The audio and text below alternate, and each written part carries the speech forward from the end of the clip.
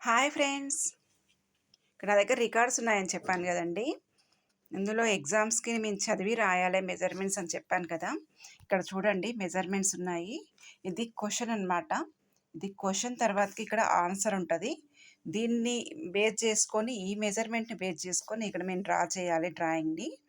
ఇక్కడ నెంబర్స్ ఉన్నాయి కదండి. ఈ నెంబర్స్ వీటితో మ్యాచ్ అవ్వాలన్నమాట. ఇక్కడ ఈ నెంబర్స్ ఇక్కడ చూడండి 0 to 1, 0 to 2, 0 to 3 అంటే ఇక్కడికి వచ్చి చూడండి.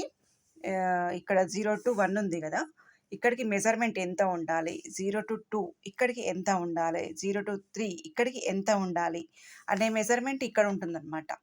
చిన్న స్కేల్ ఉంటుంది మాకు, కార్డ్ స్కేల్ అని, మీకు వీలైతే చూపిస్తాను నెక్స్ట్ వీడియోలో.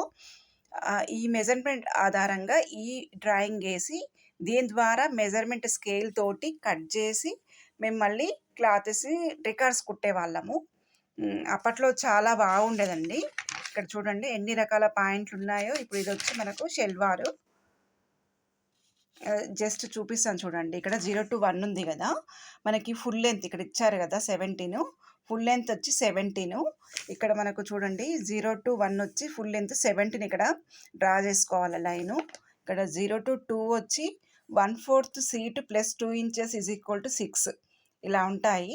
ఇక్కడ సీట్ ఉంది కదా 16, 0 to 2 1/4 సీటు అంటే సీట్ని 4 భాగాలు చేసి ఎంత వస్తుందో ప్లస్ 2 inches అంటే మనకు 16 ఇంచులు 4 భాగాలుగా చేసుకుంటే 4 వస్తుంది. 4కి 2 కలుపుకుంటే 6 వస్తుంది = 6 అనమాట. 0 to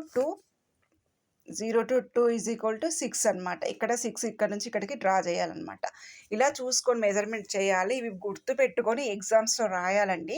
ఇలాంటి క్వశ్చన్ వచ్చినప్పుడు ఇలా రాసి ఇలా డ్రా చేయాలన్నమాట.